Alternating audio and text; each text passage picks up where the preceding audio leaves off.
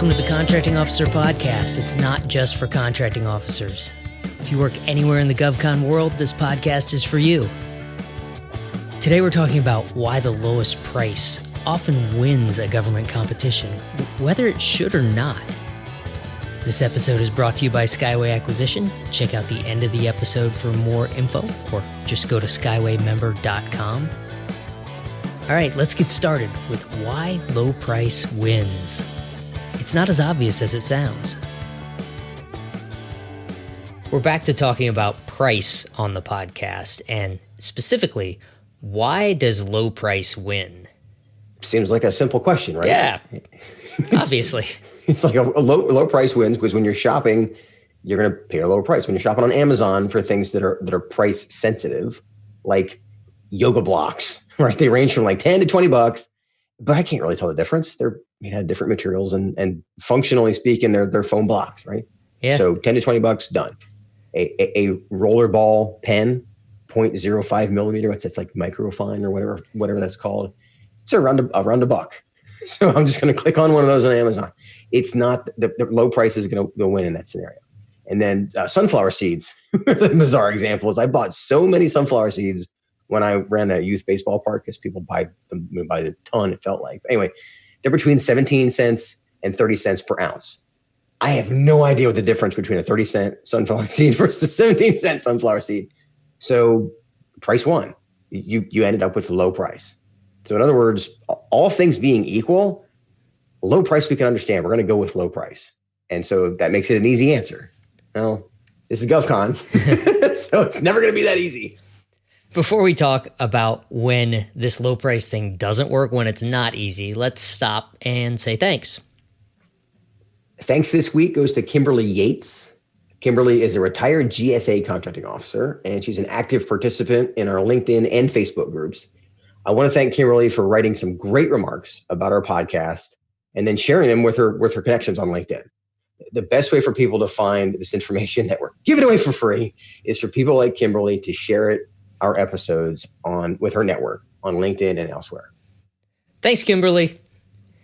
All right, let's get back to low prices, realistic prices, and why we as human beings default to low price. Why does lowest price win?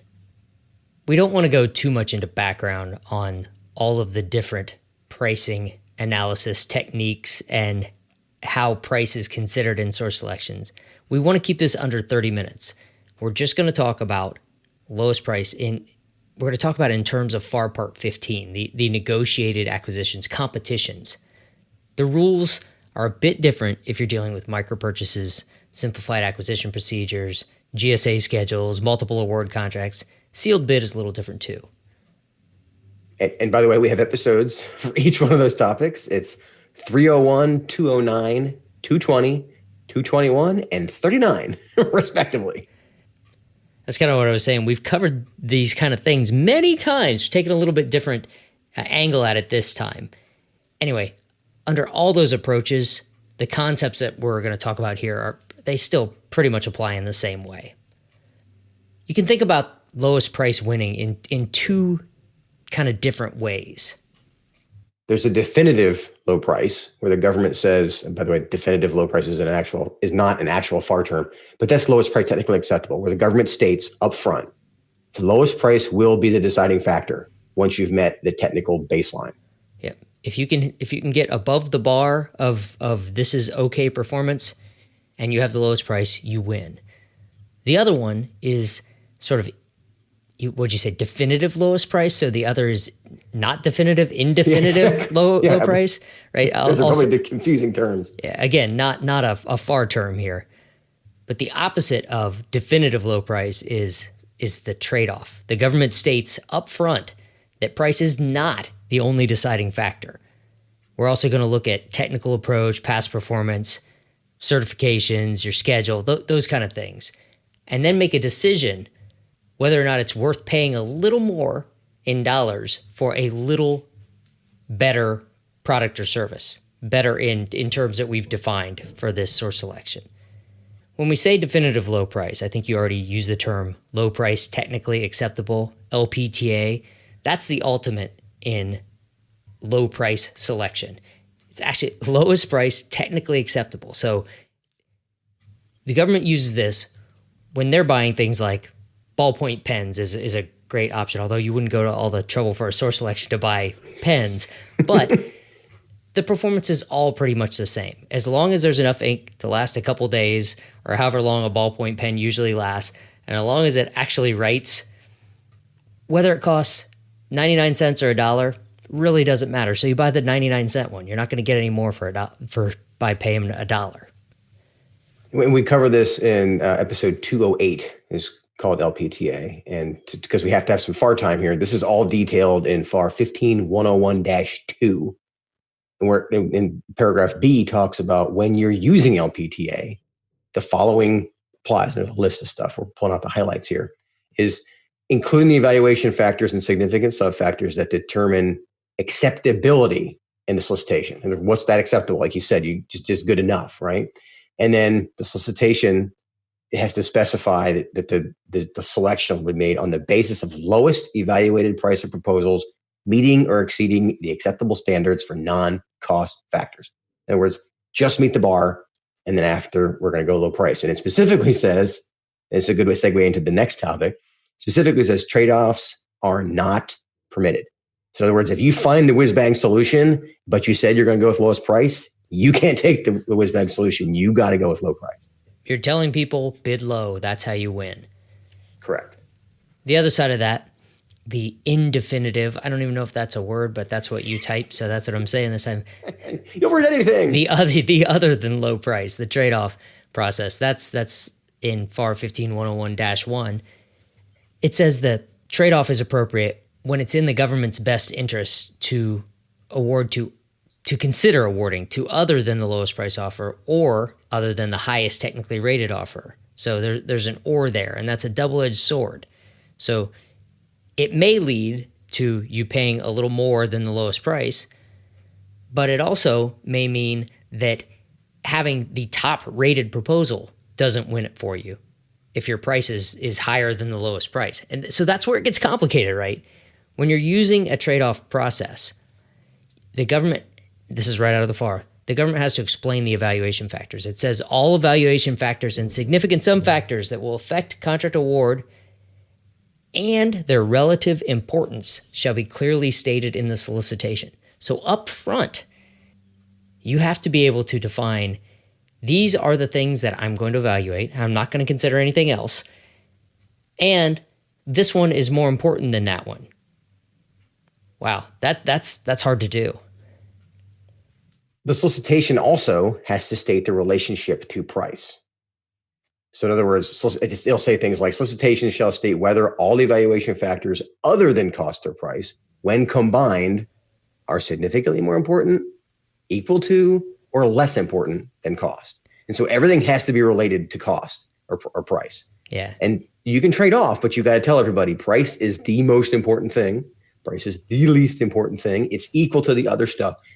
Just building that house of cards is what it feels like when you're writing the source selection plan. That alone can be difficult. Yeah, they're trying to get it out of a scoring formula kind of thing where each point in the technical evaluation criteria, each point in the scale is worth 1.3 in the price scale or something. They're trying to stay out of that kind of thing. So all you get is significantly more important, slightly more important, kind of equal. It's a guesstimate to tell you, right? It's a guesstimate to tell you what the government thinks is most important, but they don't want to get down to telling you exactly, because then it just comes down to math and it wrecks their ability to actually do a trade-off, right? Because then it might as well be like the lowest price. You just do the math and, okay, that's the number that came out. That's the one I have to select. The government wants to create some semblance of choice where they can say, this is the one I really want and this is why. So in the end, the trade-off process allows award to other than the lowest price. However, it's not always that easy. Even though you're allowed to award to other than lowest price, it can be difficult. The FAR throws up a couple roadblocks that make awarding to other than the lowest price more difficult. You always talk about the path of least resistance, Kevin. That's the route that people want to go, right? They don't want to do more work than necessary, or they don't have time to do more work than necessary. FAR 15.101-1, which is where we've been living here, subparagraph C, says the trade-off process permits trade-off amongst cost or price and other non-cost factors and allows the government to accept other than the lowest price proposal. Pause. The perceived benefits of the higher price proposal shall merit the additional cost, and the rationale for the trade-offs must be documented in the file in accordance with FAR 15.406, which is titled Documentation. Yeah, there's an entire section of FAR Part 15, 15.4 is source selections, and there's an entire paragraph called Documentation. So yes, it's kind of exciting that this is no longer the path of least resistance. Yeah, that's work. If you went with lowest price, it's a no-brainer. Whereas if you say, no, this is a higher price, there's a whole section that says you shall document it, and it's not going to be two sentences. It's going to be, a process. Yeah, you have to give your rationale, and that has to stand up to scrutiny. Correct. Because the company that loses, who was the lowest price, they're going to argue at the debriefing, and they may even protest. And so whatever you say as to why you paid more for company X instead of company Y, you have the mindset of it's going to end up, in some lawyer's hands. So I have to document it well. Yeah, you have to write it with that in mind. Hopefully it doesn't, but you, if you don't have enough rationale to actually make that decision, then you shouldn't have made the decision in the first place, right? You should be able to document it. But it takes time and energy, and it puts you up to scrutiny. All right, let's pause and position this in the acquisition and execution time zones. When does this happen in the government's acquisition process? It starts in the market research zone. This is where the government is deciding, do I just want to think about this like ballpoint pens? Are there any factors in what I'm buying where better actually helps me? Am I going to tell the difference between the less expensive sunflower seeds and the more expensive sunflower seeds? If I can define that at what is better, maybe I want to consider something other than evaluation criteria that lead me to only being able to select the lowest price. This is where industry folks have to get into the process and help the government understand. Again, government contracting officers are buying lots of different things. They may not have the expertise in everything they're buying to know whether or not it matters, whether or not the price matters in sunflower seeds, right? They may not be sunflower seed experts, but they need to have access to it or have industry. The sunflower seed growers and sellers need to explain to the government, this is why paying more is better, right? And through that process, it gets documented in the RFP during the RFP zone, and then a selection is made during the source selection zone. And whether you're talking something major or just a micro purchase like sunflower seeds, someone's still making a decision to buy from this vendor. And during the market research zone is where it's important that industry explains the risk to the government of going with a lower price. Like we just talked about, this is why it needs to cost more. This is the benefit you're going to get, but also here's the risk of if you go below a certain price, this is the risk that's going to show up. Yeah. The market research zone is when to have that conversation. In the execution time zones after a contract award, this plays out. You find out whether the price was too low, whether the contractor can actually perform or deliver during the performance zone. And during the recompete zone, if you're buying more, if you're doing another competition after this, that's when you reassess whether or not the strategy you used worked out for you. If you're not familiar with the acquisition time zones, we cover those in episode number 3, and the execution time zones are in episode 84. It's important for everyone to consider price, and I think you just sort of mentioned, Kevin, the price floor. Like at what level is the price too low to actually deliver? When the requirement's not clear, mostly. That's when low price is usually going to win. When we don't understand the difference, again, we're picking on the sunflower seeds. If we don't understand the difference between a 30-cent sunflower seed and a 17-cent sunflower seed, we're going to pick the 17-cent sunflower seed. Now, let's assume for a minute that 17-cent sunflower seeds have lower quality. They're the manufacturers have less experience, and maybe they taste longer to get them. Or maybe they're the ones that have been on the shelf for a year and a half. There, I hadn't thought about that. They're all stale. Yeah, that's a great example. I don't have context on why it's more expensive. That's the part that's missing, is when you don't understand the context of why would it cost more. Because all things being equal or perceived to be equal, that's the real challenge here. Low price is going to be the default. It's a good business sense if everything's equal to pay a lower price. But the problem is if you don't understand why things aren't equal, you can't document that in this source selection plan. One of our regular examples for why you might want to pay more, we use the baby stroller example a lot, right? You can buy the lowest priced stroller to push your baby around in, or you can buy one that costs 10 times as much and has every bell and whistle in the world. That's your choice. Most people settle for somewhere in between, right? They don't want to put their child in the stroller built by the lowest bidder, much like, astronauts don't want to be launched on the rocket built by the lowest bidder. Another place where it shows up a lot is in services. And for services, a lot of times we use like building a deck on your house, right? Do you always select the lowest bidder? What if they don't have a license? Or what if they've never built a deck, but they're just guessing at the price and they think they can build it for less than everybody else? Do you want them doing it? Well, not if you're going to stand on it or to have your kids out there playing on it, right? You might pay a little bit more for someone with more experience building a deck. And that plays out in government services contracts as well. If you have needs for specialized services and it's important enough that you have to contract out to get that support, do you want to pay for the lowest price, or would maybe paying a little more get you something better? That's something that you have to decide, and something that is very difficult to write into a source selection plan, into evaluation criteria.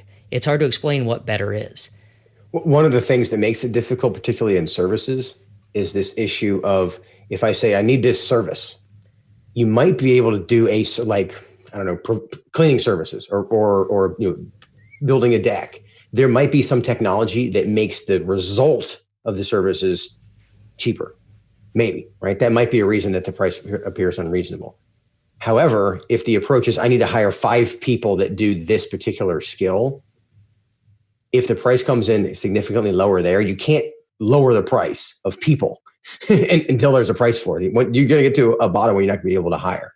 And that's one of the things that when we say services, there's services where you're actually getting a result, like cleaning services, whether they use 2 people or 50 people. I want the result. Sometimes in government contracts, and particularly in cleared positions and stuff, we need 5 people. That's not the same thing. Being able to say lowest price on those 5 people, the floor is a lot easier to see because you know what those people cost. And so this nuance gets really difficult to write into a source selection plan. Yeah, the floor isn't minimum wage, which is like legally the minimum you can pay for people. It's you got to be realistic about what the market will bear, right? I've used cleared software developers a million times as the example, but people with top secret security clearances who are software developers that can work on classified programs come at a premium. You can say, I'm only going to pay minimum wage, low price for this. We're going to pay in the minimum that the law allows us to pay. You're not going to get candidates that have the requisite clearances or the experience to do the job that you need done. It's just not going to happen. You're competing with the rest of the market out there. On the government side, the assumption was that the requirement was clear. I wrote a great RFP, right? And to me, all that's left is to choose on price. That I made that mistake multiple times as a contracting officer. And think about how often do we do this in our own lives? Like with the sunflower seeds. I don't know that the 17-cent ones, like you said, they've been sitting on the shelf for a year and a half. I don't know, right? And so my assumption is that I can just go with lowest price. That's why the trade-off can be harder, because the value of price is easily quantifiable. I know that $5 or 500,000 is less than 550,000. That's easy. Things like quality, past performance, all the things you listed earlier in this episode about certifications, those aren't as easy to quantify. And that's why one of the reasons as a contracting officer, if I don't understand the difference, I don't have a way through the source selection to differentiate between price, if it hasn't written into the plan to be able to say this is better than that based on the technical understanding of the requirement, I'm going to go with lowest price. In addition, and I guess unfortunately, like we talked about a few minutes ago, lowest price is not the path of least resistance, because I got to be able to defend my position of why we're paying more. And I can't come up with that as a contracting officer. I'm not the technical expert. Like you said, contracting officers buy lots of different stuff. For me to be able to say why this Here's one: a welder. There are welders that make $100,000 a year. There are welders that make more than that. But if they're working in Alaska on the Alaskan pipeline and they're welding over their heads in sub-zero temperatures, those guys make real money. Context, right? Yeah. Actually, I love that you use welders. That was a pain point earlier in your career, and it comes back to welders a lot of times. Yeah, it's a specialized skill. It's hard for the government to recognize where the price floor is for those kind of things, right? If you're buying products, if you're buying either commodities or custom built products, it's easier to recognize that when you do the math of all the parts and all the hours it takes to build it, no company could build it for less than this until a revolutionary technology comes along and changes the game, and then the price floor drops. That happens. For people, it's a different story. And there's a lot of information out there about not what the government is paying, but what the market is paying for these types of skills. And unfortunately, sometimes the government falls for thinking that they can hire services for less than the general market is paying. And that it just doesn't work. Yes, you can award a contract, but you're not going to get what you think you're going to get if you're offering a price lower than the commercial market will pay for those same kind of services. One of the ways the government can actually plan for that is through an independent government cost estimate, which we're going to do a separate episode about. But that's where this research is being done. And it's hard to be able to bring in industry's perspective and get, like you said, those market prices if the government is only looking, and I've done it wrong, I'm only looking at, last time we did it for this much, and the other government contracts do it for this much. We have to be able to look at the whole market, and that is not easy to do. Yeah, and independent government cost estimate, that's usually a big deal. Like, how much should it cost to build an aircraft carrier, right? If you're just buying software developers, there are lots of other resources out there to help you understand what the market prices are for those kind of skills. You don't want to pay more than market, but you don't want to pay significant, or you don't want to think that you can pay significantly lower than market rate for those skills.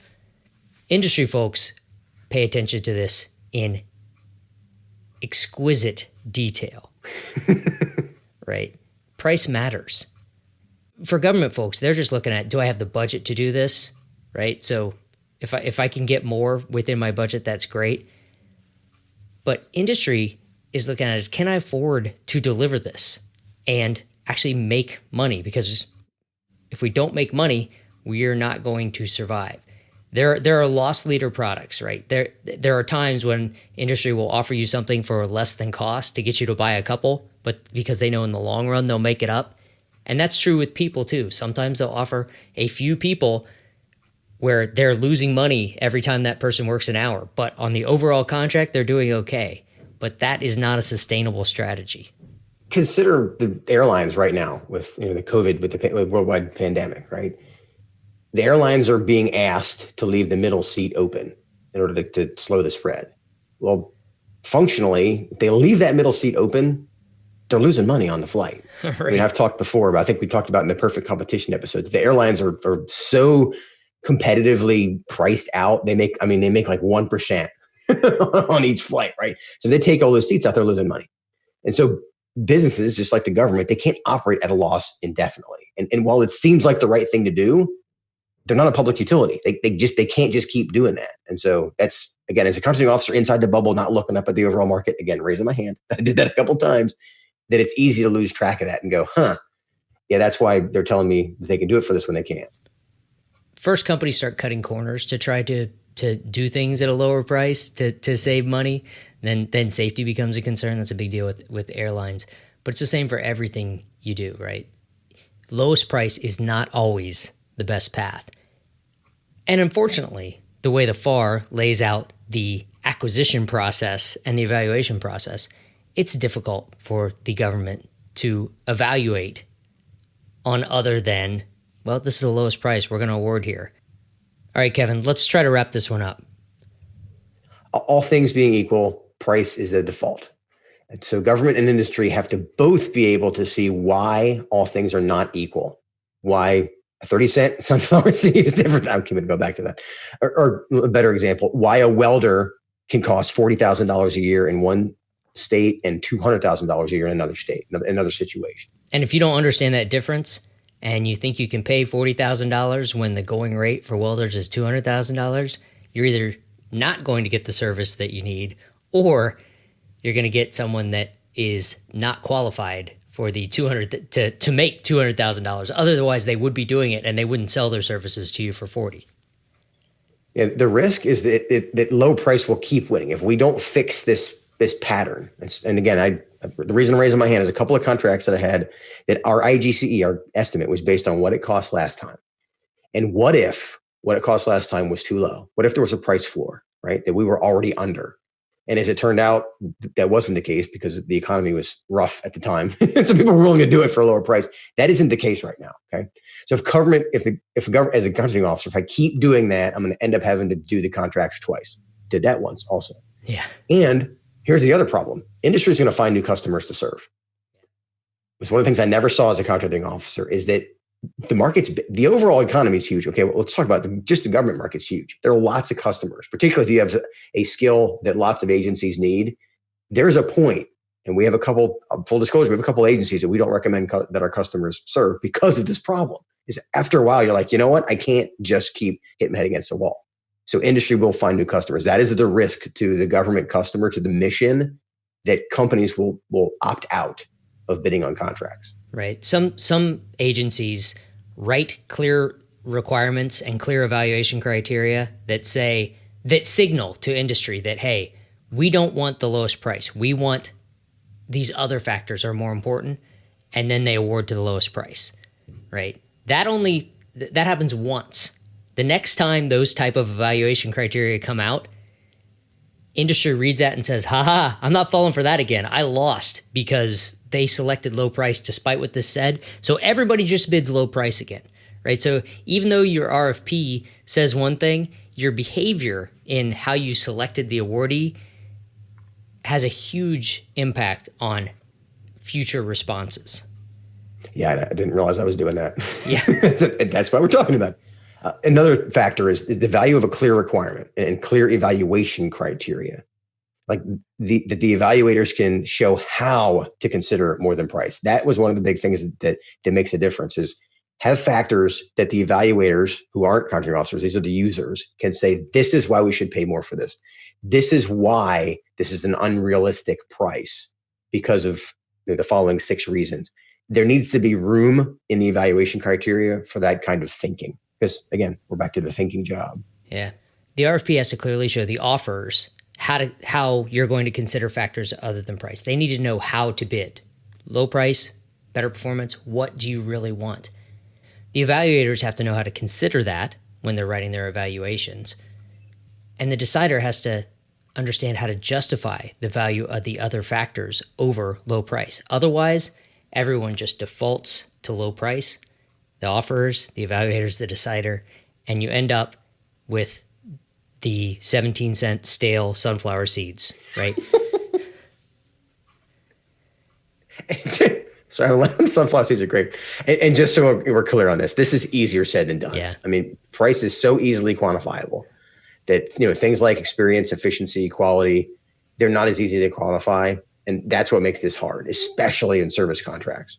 But it's worth the time up front, because otherwise you end up, raising my hand, you end up having to do it twice. Yeah. Having to T4C somebody and do it over because you don't see this coming is frustrating, to say the least. And it impacts the mission. I mean, the point of all the stuff we talk about is for contracts to deliver and support a mission. Well, if you're not able to find the people to do the work, mission's getting impacted. Yeah, don't take this as knocking on anybody involved in the process. We understand how difficult it is. If you're going low price, straightforward, easy. If you're doing anything other than low price, put in the time and energy to define it, how it's going to work. Put in the time and energy to communicate that to industry so that they understand. Industry, put in the time and energy to help the government understand whether or not that's actually going to work or not. Because if you don't put in that time and energy, you might as well have just saved it all and gone with low price, because that's where you're going to end up. There you go. And that's a good place to end up. All right. There you go. Talk to you later. All right, I'll see you, Paul. There we are with another episode of the Contracting Officer Podcast. This episode is brought to you, as always, by Skyway Acquisition. Skyway's team of contracting officers can help you decipher those confusing RFP instructions about price. Join the Skyway community to discuss in the Ask a Contracting Officer forum and get discounted rates on custom consulting from Skyway's team of contracting officers. To learn more, go to skywaymember.com. Thanks for joining us. We'll see you next week.